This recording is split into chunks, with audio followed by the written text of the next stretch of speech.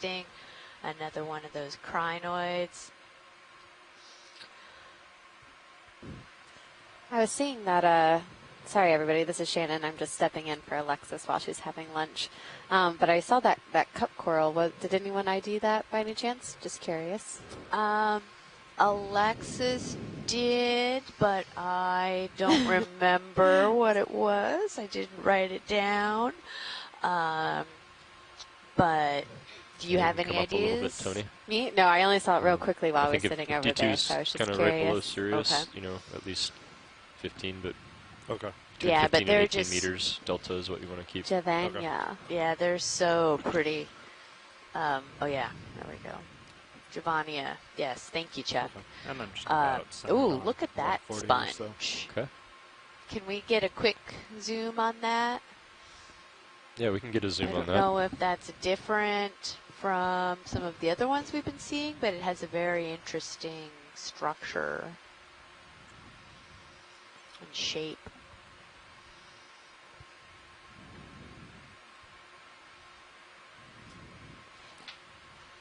Okay. So Got we're, lasers on it. Lasers off. Ren is saying Sorry. hexa. Oh, no, I'll get it. Yeah. Hexactinellidae, I or was talking to myself. I believe hexactinellid. Go ahead. Yep. Good Glass video. sponge, I think. Yep. I'm so used to handling Yeah. lasers, but now I know you can do All it easier. right. They're just star beautiful. there. Yeah, they are. The honeycomb structure. It really is. You see the pores. You all lined up over there, co-pilot? I am. You can go tighter video if you It's got about it. 140, kind of bouncing around a little bit, but pretty Copy much. that. We'll give Pretty incredible. Yeah. give them a minute to finish their heading change, and then I'll call a move in. Sounds good.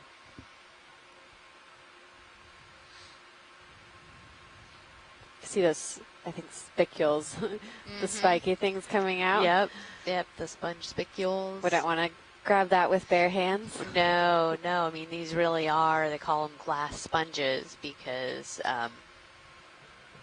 they are, you know, made of a silica material, and they really do, you get those spicules in your fingers, and valve packs. man, it feels like you stuck your finger in a prickly pear cactus. Come out video.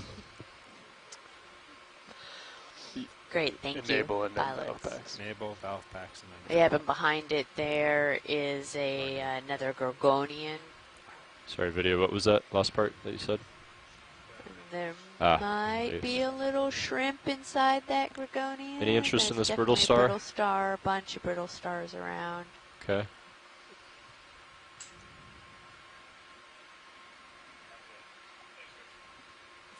Another stellastrid, it looks like. All right, thank you. Okay, you can come out. You guys okay for that move now?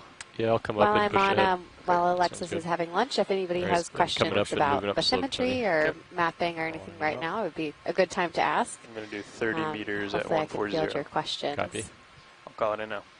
Again, Sounds good. I'm Shannon, and I'm NOAA OER, and I'm the mapping lead for this expedition. All right, thank you, Shannon. She's the one behind making all of these great maps that we're putting in the dive plan and the dive reports, and so it's been extremely valuable.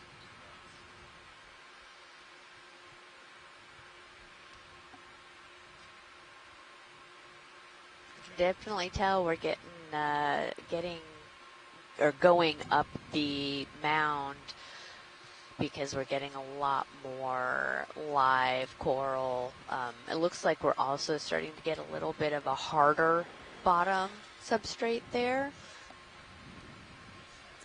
Yeah, that looks like the sonar on the D2 as well has something, a bit more of a sloped feature in front of it, so.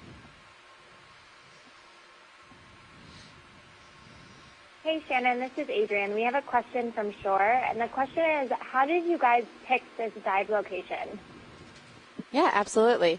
So this dive location was, well, generally speaking, we've been interested in this area for a while, but more specifically, we collected this bathymetric data on the previous cruise, the first Windows to the Deep Leg 1 expedition, which was a mapping cruise. Ooh, what do we see? There's something in the kind of middle right, in kind of underneath the little Oh, I see it. ledge. Yep. Okay. Move over. Sorry. No worries. No, I'll follow up after we make discoveries. But yeah, no, we did a mapping cruise before this one to support this ROV operation. And when we map, we get different products that we can use to help pick our dive sites. One of those products is bathymetry, so that shows us depth and morphology and shape. The other one will be slope, so we can tell how intense the slope may be. And the other is backscatter, which is an intensity product, and that can tell us how rough or how relatively rough or soft the sediment is there. So we use all three of those products, and we knew for this dive site we wanted to look for a scarp feature to traverse. So using the combination of that slope information, the morphology, as well as the intensity, we found an appropriate scarp with a desirable slope and a desirable intensity, with an interesting little ridged feature on top as well that might provide some more coral habitat that some of our biology interests were interested in. So the combination of all that helped us pick out this dive target. Obviously in coordination with the ROV team as well, looking at prevailing conditions and what was safe for our vehicles. So I don't think he wants to be seen right now. He's put up a smoke screen, as video said. Yep. Yeah, thank you, pilots. Okay, we can come out. It's a little rat tail, maybe? That's what it looked like, possibly.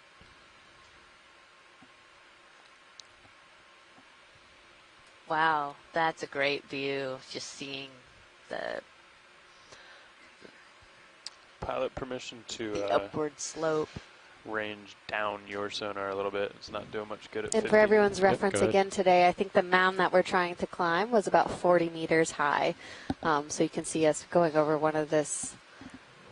Oh, I'm thinking about tomorrow's dive, not today. Today's dive's a mound, not a scarp. I apologize, but it was the similar choosing with the slope and the backscatter for a mound dive today. Yes. Apologies. But yes, it's a 40-meter mound that we are trying to go up today. Yep. So pilots, obviously you're climbing this little mound here, but it looks like you're getting close to the top. So just be This is also my first ROV cruise with we'll NOAA OER in this position. So as you can see, I'm getting used to the tempo of planning for a dive tomorrow and doing a dive today. It's very fun to see all the exciting things that we do, and it's a really worthwhile operation and use of time. Yeah, it is. It's, well, for all of us, Alexis has had a lot of cruises on other ROV cruises, but not on the Okeanos Explorer. And this is my first ROV cruise, so we're all kind of learning together, which has been a lot of fun. Is D2 the little spot in front of it? No, it doesn't make sense with the... Another pancake urchin. D2 would be over here. You can turn your head a little bit and see if it moves with the vehicle. Copy that. Could be a vehicle frame or something. Yeah. Coming over to, say, 130 or so.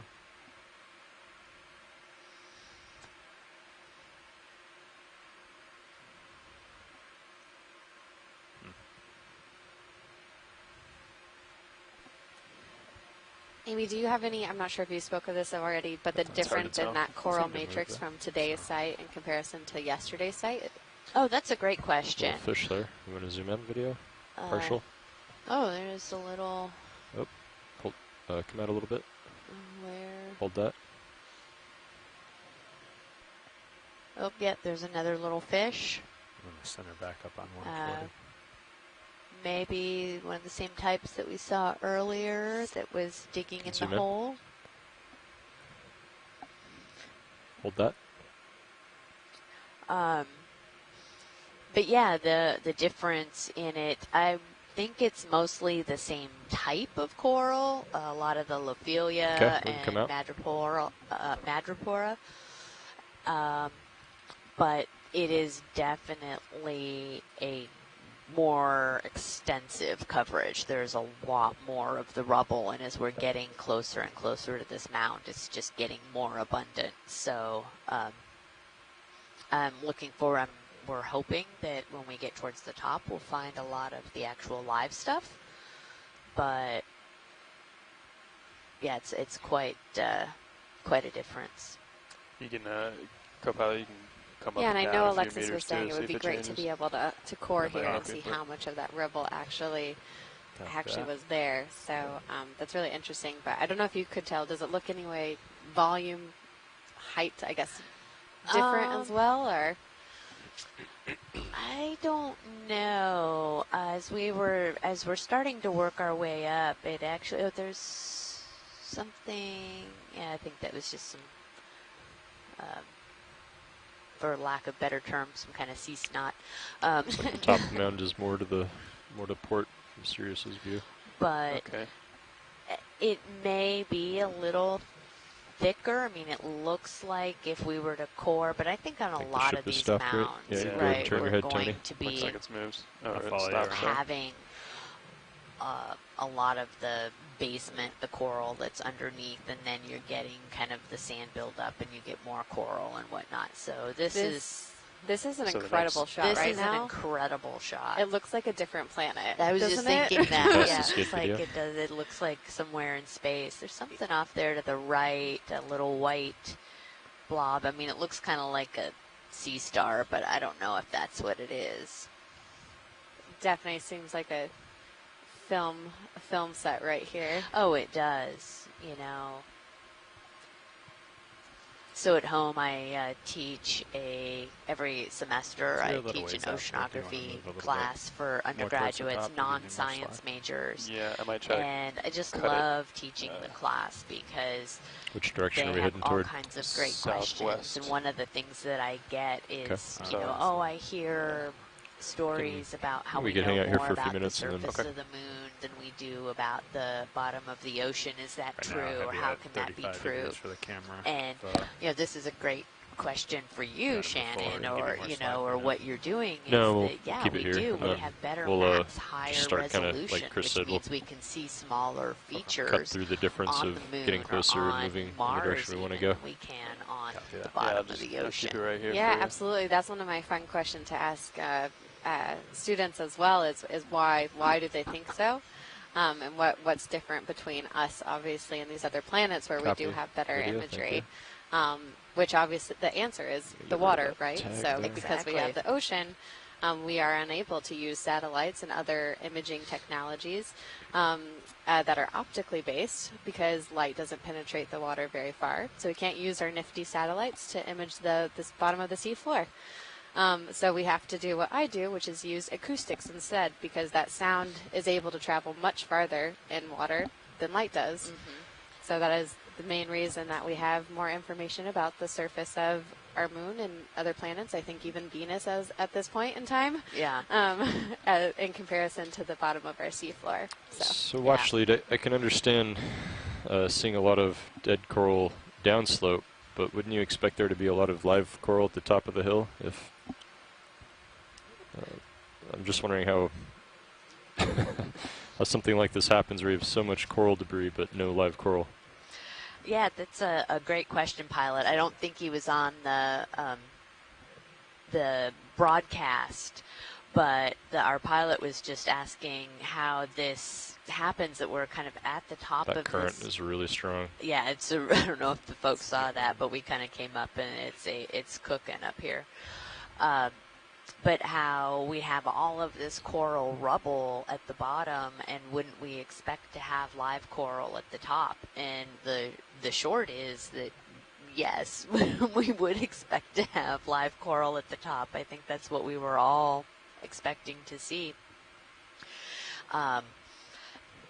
Part of it could possibly be the fact that we have such a current here, is that maybe it has migrated. I'm kind of looking into the current now. Okay, we're looking into the current here, but that Should I as it follow you around? migrates Sure. Okay. over time, Coming around. and if we had a live reef and that's where all the rubble was coming from, and then something So we're gonna be caused heading- it should we to follow start this to ridge, break or do you wanna- down and die, and it kind of Yeah, that's the blows plan. it off the Yeah, edge. I'm looking at like a 150 But right now. So maybe that ridge goes like yeah, a this is 180 or something, not yeah. Yeah, what it might we were kinda really snake around. expecting to Yeah. see, which We can do short moves though if you want. Yeah, why don't we do a short Which is move? interesting. is interesting. Why don't we try like exactly. 160 Yeah, and then it'll get Sirius a exactly. little closer to the slope, and then Yeah, and Copy. You went going with 15 or that 20? resolution and stuff 20? we didn't 20? expect to see. We could see the dive track Sounds good. yesterday, and it was also, those 160, mounds were so copy big that, they coming up. didn't show up in the bathymetry.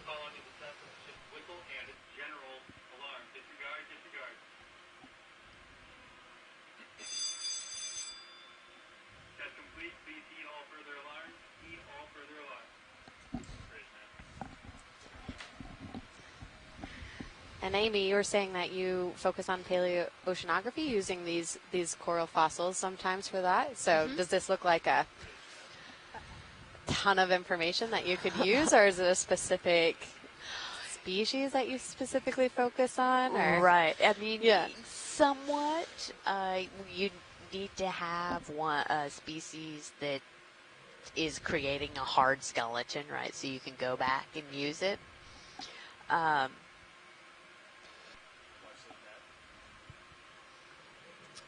Just 1 minute.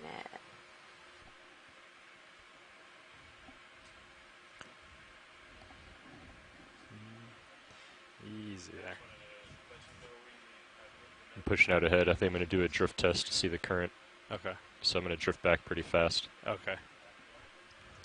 So watch lead. I'm going to do a quick drift test to see how fast the current is here. So I've pushed out ahead, and I'm going to let myself drift backward, and we're going to measure the velocity. You want me to bring up the fin? Sure. Or DVL, I guess. Yeah. Get the more precise measurement over there. Okay, sorry for that, folks. So, just getting some information from our ROV crew. First thing is that we've gone another 100 meters, so a total of 300 meters on our track. And we're just going to hang here for a couple minutes. As you guys can see, there is a substantial current at the top of this mound. This should be okay. So they're just doing a little quick drift test to see how we're doing. Okay, And ready, if Chris? we're okay. Yep, all set. Okay. To go ahead and start pushing forward.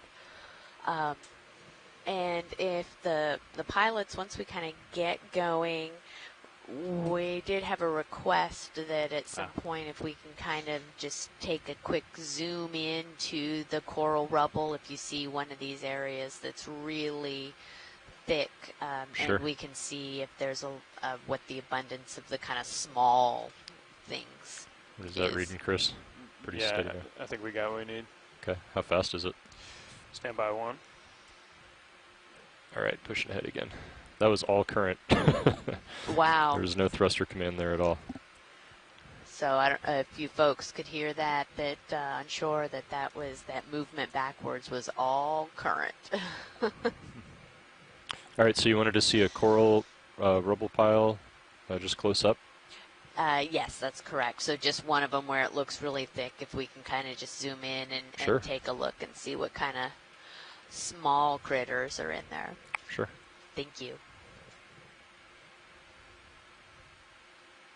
Yeah, there's one that's kind of just up there ahead on the left that maybe would be great. Sort of at the top of that, Okay. if possible. Yeah, can't turn my head too much because it's harder to fight the current with the lateral thrusters. Right. But I'll sit down maybe here. Okay.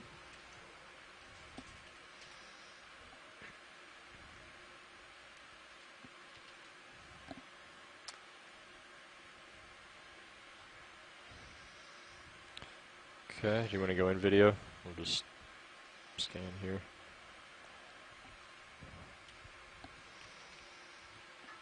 All right. Close to a knot. Really? Yeah.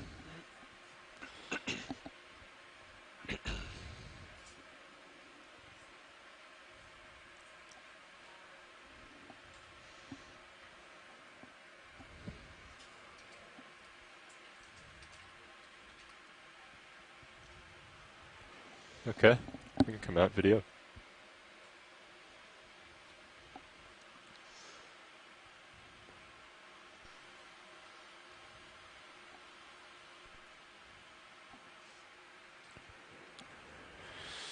Okay.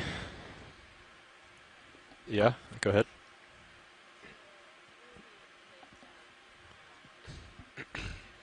It's all right.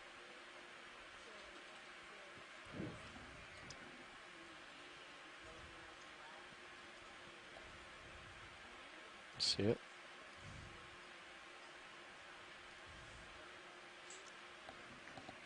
I think we can, Ship is stopped. I think we could do that.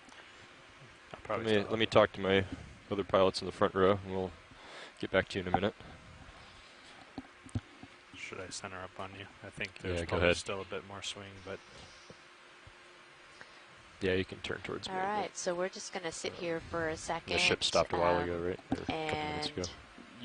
Yeah, just a few minutes ago. Yeah. the pilots are discussing we're Where's the possibly target? going to try to It's right sample at the bottom of this the screen. crinoid Okay, Yeah. gotcha. that's in the forefront. I'm holding steady. I got a lot of thrust on to hold steady, but And you're stable enough. into the current, I But guess. these are More or less. I very can't kind go of right into the tricky current because then I'll be conditions. looking We are downslope. facing So into I'm the kinda current. Maybe so, 45 degrees from the current. Yeah. I think it's doable. The I think so, yeah. mound runs With no current, I'd say sort move, of so you're facing Yeah. off slope, but northeast, that's not really an option. Can't do it, southwest. yeah. And we're sitting on the northern end of this, and we're trying to face into the current, which is coming from the south. So there's a lot of moving parts, so to speak, to try to get set up for this to go well. And there's something in the other camera just And kind of So you floated can by. keep an eye on the Sirius camera up there. I'm just going to swap the monitor right nice to jellyfish the that we Mini just Zeus for a saw. second. okay. Thank you, Bridge. As long as you think you can draw out without the left wing hitting, but then again, you could always slide it in. I think it should be clear. I think so too. And you could definitely slide it in too. Yeah. I'm going to zoom in video. Don't quite see it in Mini Zeus yet. Hold that.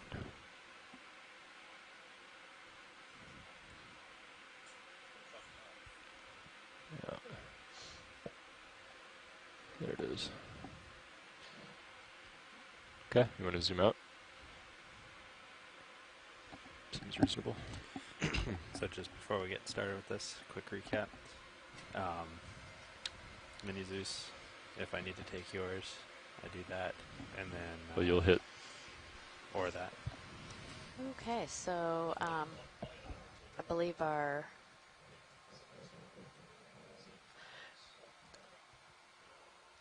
pilots, our RV crew is getting set up to try to sample this crinoid that we have sitting here in front of us.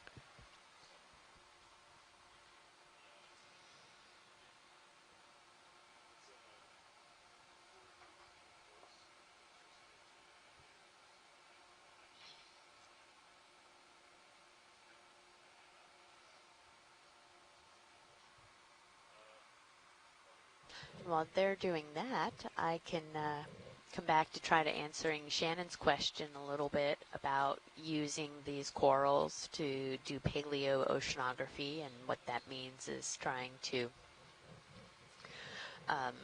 understand and reconstruct past ocean.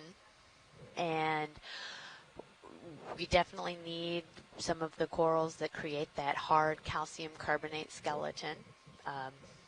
And I know some work has been done using Lophelia. I am not terribly familiar with that, but what we do is we do need to know the age. You can do that with radiocarbon dating, and it's nice to have something that has a live end to it, and then the skeletal material that goes back, because that allows us to get a feel for its growth rate. And what's interesting is, we're seeing that these corals are live animals. They have these polyps, and as they're growing and creating their skeleton, they're taking the... Okay, that's great. All right. I'm sorry, we're getting some... So why don't we go ahead and get hydraulics on? And if... All right, we're going to start thinking about sampling this. But let's make sure. Yep.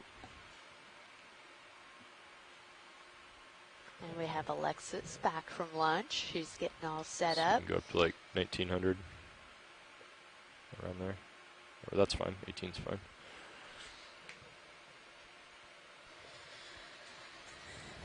Okay. Okay, and then you can go ahead and move the drawer out halfway or so.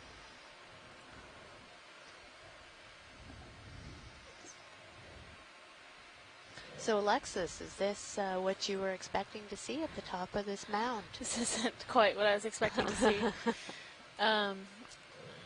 It is Are your valve packs enabled? still very coral rubbly at the top of this mound. It is. It is.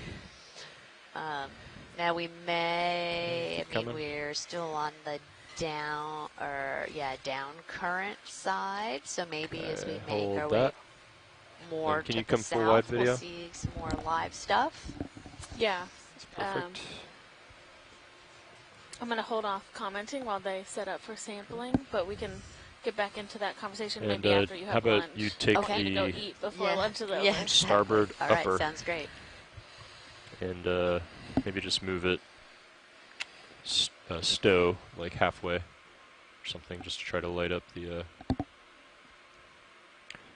nozzle here. Starboard upper to stow.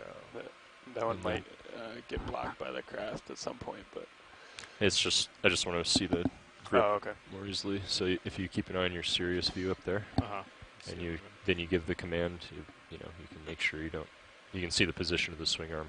Okay, and that'll So- be, once I click to this, it'll be this one. Upper, No, I think it's the other stick. this one. Yeah. Copy. Yep. Okay, and then how far in? So keep an eye on this as well, and once you see that starting to light up, you know, that's what we need. Just want to try to put more light on that. Looks like you're holding pretty well. Copy that. Okay. Haven't moved in serious cam, so all good there. Great. It's pretty far in. That looks now. good there. Yeah. Okay. See how I can see the Sure. nozzle a lot better now. So. Okay. Okay.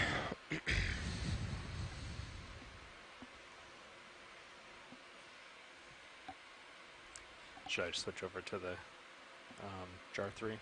Sure.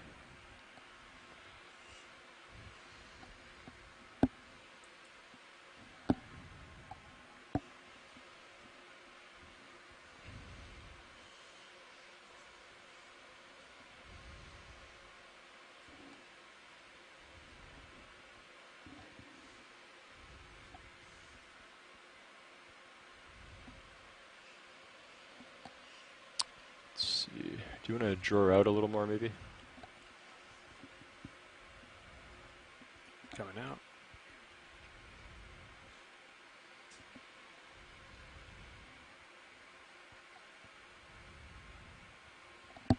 That's good there. Go ahead. Watch lead. Go ahead, watch lead. So we are going to section this. We just don't need to probably use full power, so it's not going to be as combative as our squat lobster yesterday. And the arms of these are relatively brittle. So if we want to start with a lower suction level and then work our way up. Understood. We'll go with a low RPM on the motor. Great, thank you. To switch the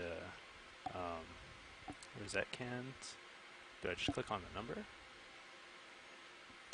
Because it doesn't. Yeah. You might have to enable. Isn't there? Oh, rosette enable. Yeah. There you go.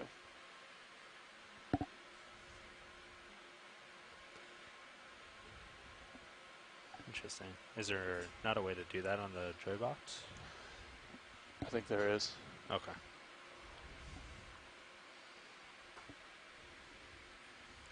Okay. Do you want to test your pump real quick? Sure. You can zoom in video. Okay. Suction enabled. Hold that. Line positive. Let's see anything. Try negative.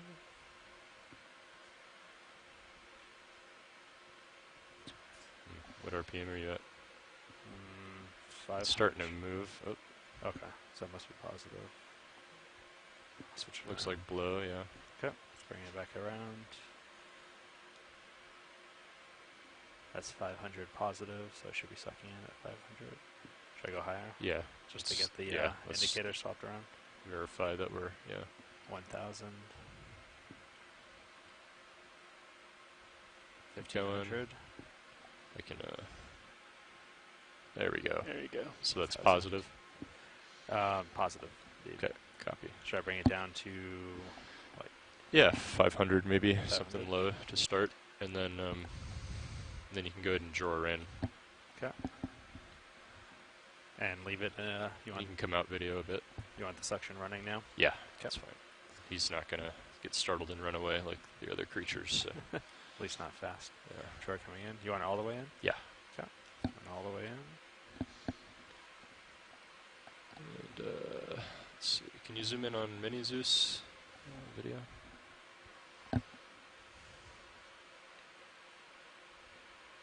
And hold that, please. Okay.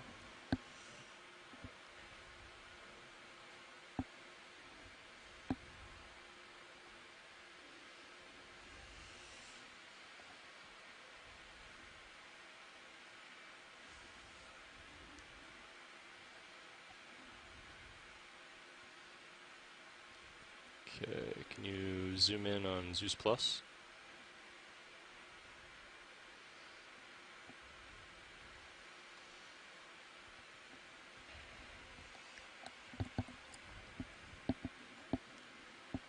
Okay.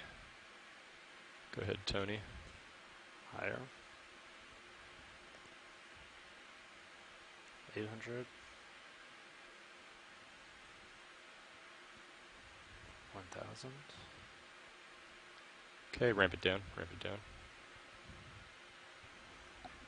Down to 300. Did you see it go in? Not yet. Not yet. Well,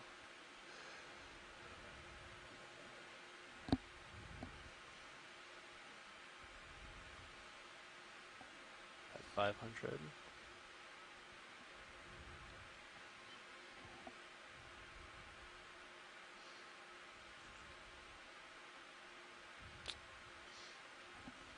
Let's come full wide on Zeus. there you go. That's it. Got him? Oh, great. Okay. Disabled. Great. Yeah, I think to get around the corner that goes into it, it's it just takes a little bit more. So I might be able to help that by bringing the hose in. Maybe Yeah. try next time. So I'm on the bypass. Do you want to Yeah, we can blow out any debris that's in the hose. enabling, ramping up in the opposite direction? Great job, pilots. Thank you. 1,000 up to 2,000. Sure. Yep. We're getting rid of stuff there. Okay, that looks good. Good. Okay, So coming let's back down. disable that, and then extend the drawer again. Okay. Drawer coming out.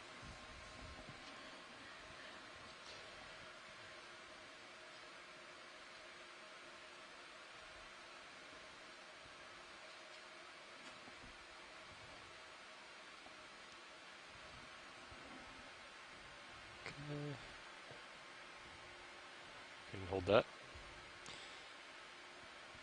Let's go ahead and come out on Mini Zeus.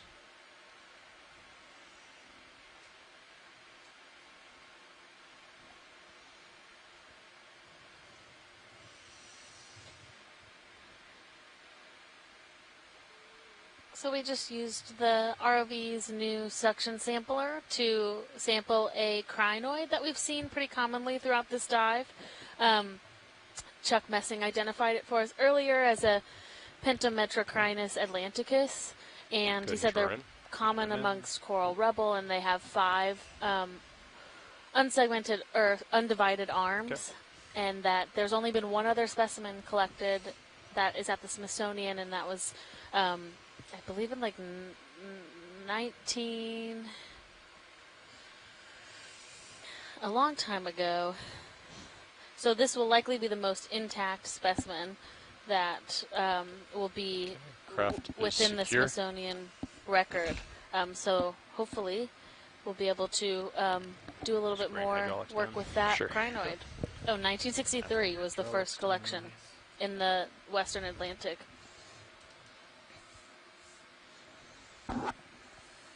Well, worked well. Great Yeah, job. Okay, so we were talking about a move toward, like, which direction? Yeah, here, I'll zoom out a little for you guys. We are currently right around waypoint 2 at the top of this mound. The next target is waypoint 3. It is slightly downhill, nothing we can't handle, but bearing, I'll make it active here so you guys can see. Looks like bearing for us is 200 or so. Okay. You can bring that up or swing arm out again, Tony, actually. So 200 is the waypoint. What if we kind of, what if we... I was going to say, like you said earlier, this might, I don't think all the full detail of this is captured in the contour, so if you'd rather stay on top of this Chuck ridge, Messing just let us know on the chat that so. this as much as is we can, one of just the do short on- moves in that general one of direction. only a few That sounds good. crinoid species from both sides of the Atlantic Ocean. So it has a distribution from our side of the Atlantic Ocean to the other side of the Atlantic Ocean. Do you like it usually all the way out? Or? And Yeah, that fits you in go all really the way well deploy. with our Help spread the light Aspire out priority more. of trying to understand transatlantic connectivity. So it's a good sample to learn more about that. Yeah. Casey's here with me while Amy's off at lunch. Could you give us a little bit of a background on what Aspire is and what that stands for? Sure. So Aspire is the Atlantic Seafloor Yeah, Integrated 200. Partnership for Research and Exploration. I think we're gonna cheat a little and bit. actually and it is not go the straight Atlantic to the waypoint. We're gonna try to follow this ridge a little Atlantic Seafloor Partnership Um, for Integrated Getting, Research and orientation like Exploration. and all. Yeah. So Aspire is a campaign that we're working with collaborators across the basin, across the Atlantic Basin, and with folks here in the U.S., up in Canada, in the EU, to try and understand a little bit more about Well, we the could go- Atlantic Ocean as a whole. So not only are It's kinda we further looking down at individual sites, but we're looking across the basin. So as we I mean, we could go just right do into the dives current. here in Well, the no. southeast U.S. So I'll have a hard They're going to time be looking similar lateral. dives on the northeast lateral. coasts of the U.S. and Canada, and then there'll be we'll be doing some Okeanos Explorer some work point along the we're gonna Mid-Atlantic have Ridge to next year potentially, and then we have partners come in the pretty far EU that are doing work along their starboard. coastlines that is very similar, and then there Well, I are could also they'll be flip- doing work I mean, right now I've additionally got the along the current Mid-Atlantic coming Ridge, and this off my works. starboard side. If we turn both All of this vehicles work and is get the being current done coming off the under port side, the Galway Statement on the Ocean, move which is south, basically a I think that would work. transnational Should we do that? agreement to try Sure, and better yeah. understand this basin. Try it. We also have partners up in Canada think- who are doing work along their coastline, Yeah, again, I very think that'd similar. Okay. So we can be then our take best. all of this All data right, Tony, so why don't and you follow sort me of tie it all over? together into one nice package that helps us understand everything that's going on here. So connectivity is one of the things that we have been looking That was at in canister particular during copy. these One thing we'll want to expeditions. be mindful of here is that the tether is being blown into the Great, slope thank you. as we move down slope. So make sure you keep a healthy delta And connectivity so that it for stretches it vertically some rather of us than that letting letting the cat move so into the slope. biologically oriented, we think of connectivity as how connected are different So this is the populations current- of the same current- organism. So if maybe- we're looking at a population of coral Maybe it's not quite as on the drastic western as I side of the thought. Atlantic, are we seeing the same genetic makeup for the So other the current's population coming, like, right out across of the on direction the we eastern wanna go, Atlantic? And basically. so that allows Yeah. us to know how Is that a good thing? those animals are able to, when they reproduce not and their when we're going larvae are in the downslope. water If we're going column, how upslope, that would be far really can nice. that larvae travel before they settle But- out Okay. and become Something about adults? 200. So are those good for communities imaging, connected but to each other, yeah, or go are they down. completely separate communities if they do not have any But connectivity you might between the lose two some of of them? it if you get down. So some of the organisms that we saw but- yesterday and that we've seen know. the dead rubble of here, Lophelia, is one of the organisms that is studied across. It's Why found don't we throughout the do- Atlantic, and Is it there is anything you can studied move your on head both over more? shorelines of Continue the over. Atlantic Basin. So Actually, that's you're another at good 200 one right now. that Yeah. helps us understand how those We can do a populations are 200. I connected think I and if can they're hold the this. same. Yeah, you could Yeah, just so we grab. made a Lophelia Yep. collection yesterday for that Want to do reason. 40 meters, Uh, 30 meters? why don't we do 30 to start? Yeah, okay. So yeah, I think an 18-meter delta 18. Okay. is probably It got a little high there because it eight- started to go down. Yeah, 18 to 20 is okay. So we were quite. It was interesting when we made it to the top of this mound that we didn't have as much live coral as we had yesterday on dive 1. But Casey and I were chatting earlier about why that might be, and she had some really interesting ideas about the potential for the Gulf Stream to have an influence back when it was kind of in a different position than it is now because of sea surface height differences. Do you want to go into that a bit? Oh, It's speculation.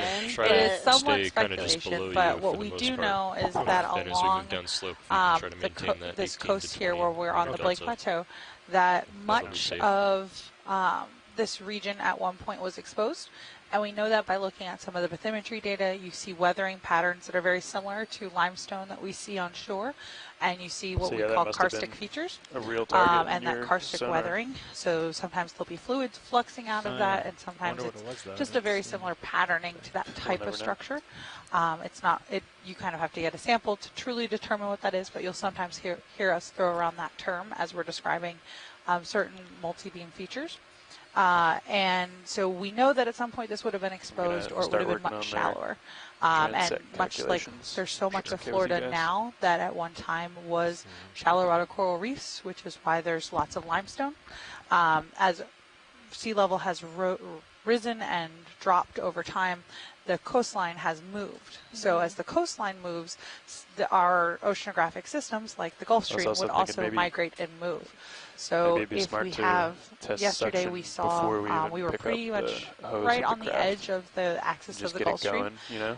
Now you Just dial have, it in, because you can zoom in pretty well. and we on had the, live coral at the top of indicator. those crests. So if these Gotcha. features continue to grow, Maybe we should just make as that much as the they keep seeking normal food sources, that may be operation. another Trying to have to zoom reason in that and we find may it. not see this Yeah. here because we're a little bit farther I mean, away. you can this see time. it better Yeah. if you tilt it right, but you don't want to grab it. More crinoids here. And that's all potential That's a good and idea. requires I mean, yeah. years and years of Yeah. study in multiple sites to really figure out if that is a true hypothesis or not. But it at least gives you the opportunity to sort of speculate why Okay. this Do you wanna area is zoom so in? different than what we saw yesterday, even though on the bathymetry it looks like a pretty similar feature, and and it's in a very similar region. Right. So we're zooming in on more of these pentametrocrinus Zoom in more video if you got it.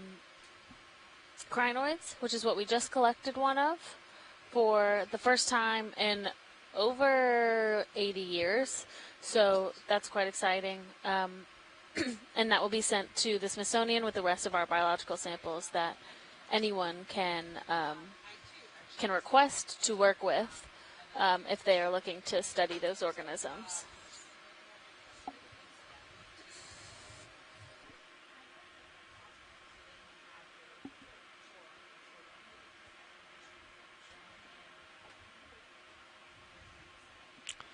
Okay, you can come out.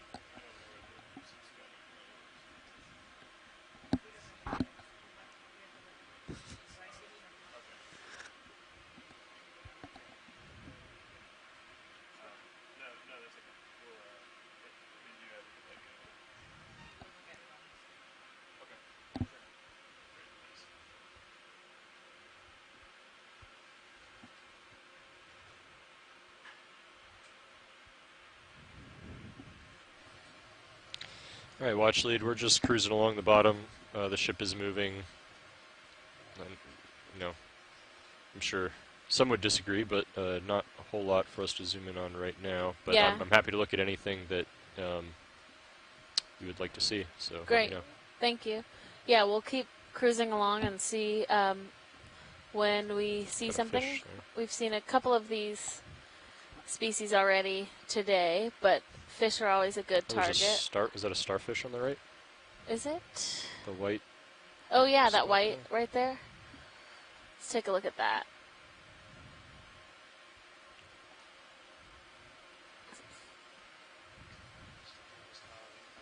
Yep. Chris Ma is always watching for starfish. All right, go ahead, video. That is definitely a sea star. So I don't think we've really seen any true sea stars yet since we've been out here.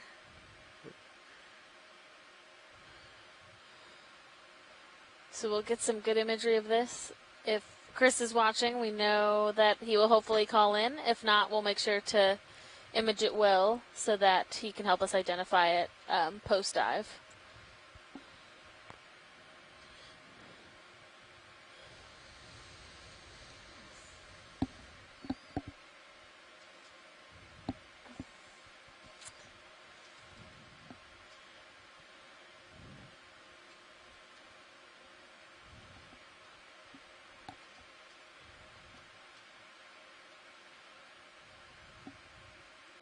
Okay, you can zoom out to the lasers and I'll scan it with that.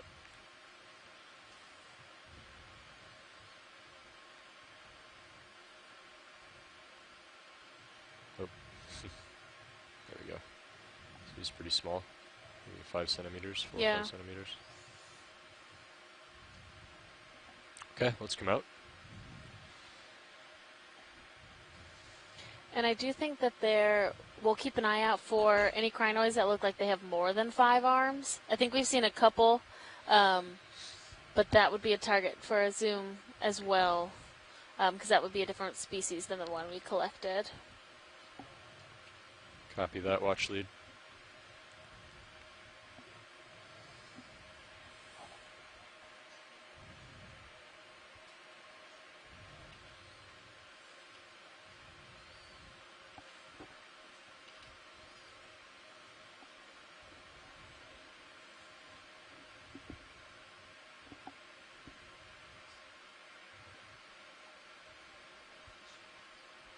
There's another pancake urchin to the left. We don't need to zoom, but just note it in our annotations.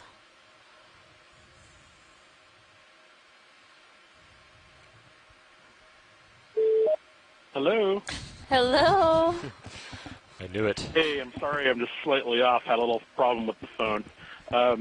The sea star that you guys have seen looks to me like it's in the family Ophidiastridae, probably in the genus Ophidiaster. And so these are related to sort of more shallow water sea stars like Lynchia or that's toward the point, right? What's the other one that Okay. people see a lot of? Ophidiaster, I guess. And so this is one of those odd cases. We see a lot of these in the Atlantic for some reason, where you have sort of deep water members or species of shallow water taxa. I suspect it has something to do with the kind of coral habitat that you have here, in deeper water. But these occur in the Pacific as well. But for some reason, there's a surprisingly high number of them in the Atlantic in terms of species. Like I'd have to poke again, around nice. briefly to look at the to get the exact species. Pretty accurate here. Sometimes I'm not. So I'm watching everything, but I'm not got the book open. Yeah. For the exact thing. So, but yeah, I'm pretty sure it's probably a Ophidiaster, and I can tell that by the number of rows of papilla. There are all these serial dark pores along the arm. Yeah. Okay. These are usually microfilm feeders. They usually like to eat all of the small sort of goo and micro algae and other particles that are present on the substrate. And it's really interesting to watch them in time lapse because they do much more than just sitting there. Yeah, right. So we have an urchin. And we do. Do you want to give us some information about this urchin as well? Yeah, this is, in fact, this is the one that, I think the same one we saw yesterday. I think so, too. This is Ariosoma. I think, and someone will probably correct me, but I think this is Ariosoma fenestratum. And so, the thing about Echinothurid, this is the kind of urchin that it is that it has, around the lower edge, you see the spines, and there are little kind of horseshoe or tipped spines, and it uses those to walk around on the substrate. They are better developed in some species than others, as far as I've observed. But people often refer to these as pancake urchins, which is kind of a holdover from the old days when they were collected with trawls and they would be brought up and the water would evacuate from the skeleton, and the round skeleton part would collapse into a flat sort of pancake-like shape. And so, technically it's not really a pancake in real life. But the skeleton is very fragile. It's almost cloth-like. And so, and then what else? The other things you're seeing here are the spines and the 2 feet, and probably there's probably the little pincer-shaped structures called pedicularia. I'm not sure exactly about this species, but there are many members of these urchins that they're related to shallow water fire urchins, and so holding these can result in a fairly unpleasant sting. And so, I don't think anybody's ever attempted to collect one on Okeanos, which is probably just as well, because anecdotal reports that I've been told suggest that that they can let's come out. inflict quite a painful a painful sting and resulting in numbness and some other unpleasant feelings. And I don't know the extent to which those linger. So yeah. Anyway. We need to be able to use our hands, so being stung by an urchin would probably not be the best thing aboard this ship. Yeah, well, like I said, I'm not entirely sure to the extent every species is I think the exact word is venomous, right? Yeah, I mean, if something was really remarkable, I'm sure, there would be a way to accommodate it. But for the moment, I don't work on urchins and I don't work on poisonous animals. So, I'll just leave it at that. Hopefully nothing surprising will come out of the dive that results in an animal with a big toxic spine array for defense. That comes out of nowhere. So anyway, happy to see you guys back in the water, and I know everybody else has been really excited to see the video going again. Anyway. I'm looking forward to the next, 2 weeks more of video? Yeah, we have we are on our second out of 21 dives, so we'll be out here for a couple more weeks. We broadcast the quad. And also I wanted to give my regards to everybody in the control room. I don't get to do that very often. I think it was Dan who beckoned to me you want to make sure just a moment ago. And so yes, I am watching, but sometimes I have see probably before he does. Hi, Chris. And, I don't know hi, Dan. And Emily and Annie that are in the back today, or Bob perhaps. But anyway, welcome back, and good to hear from you again. Thanks so much, Chris. And of course, welcome to you and Amy. Thank you. I know the first day is very bewildering. Yeah, it's all good fun. You can do it. Go ahead. It is. Okay, go ahead and zoom in video. And go get the ice cream before everyone eats it. Oh, don't worry. We already dipped into that last night. Very good then. Okay, I'll catch up with you guys later when something else comes up. Thanks. Thanks a lot. We'll talk soon. Bye. Okay, go ahead, video.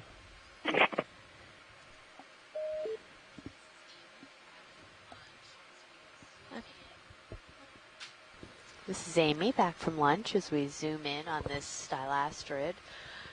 That is, you can see that it has a lot of these kind of symbiotic barnacles that are growing on it. This is actually very similar to a species that we collected in the Ross Sea of Antarctica. I'm guessing that this is maybe an arena species. I would not know, so your guess is better than mine. I've never collected a stylaster that looks anything like that. Really? Yeah. Yeah, it's amazing. The ones that we collected were more of a pinkish color, but they had that same really kind of flat branching structure within as the branches just kept diverging.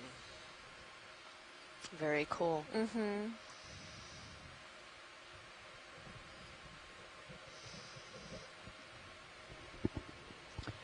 Well, I missed it. Were you guys able to collect that crinoid? We did, yes. Very successfully. Great work by the pilots. Excellent. Sea star up there. And according to Chuck Messing, the only other one that there was a partial collection for, so obviously they weren't using a suction sampler, was in 1963. Wow. Yeah, so likely the first full intact. Oh, we have another small sea star. Oh, is that what that is? Yeah, what I call a cookie star. But if Chris is still close to his phone, maybe he will want to chime back in with the species name. We might not spend too long on it as we're moving to keep up with our track, but always happy to get a full identification. Oh, that's cool.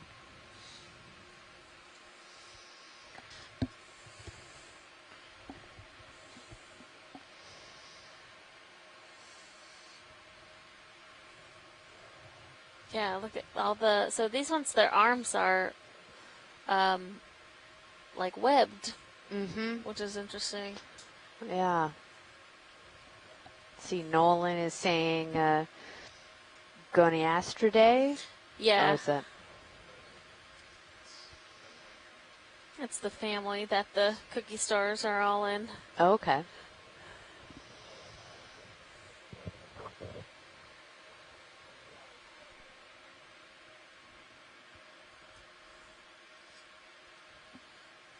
Great footage. Thanks. Okay, we can zoom out.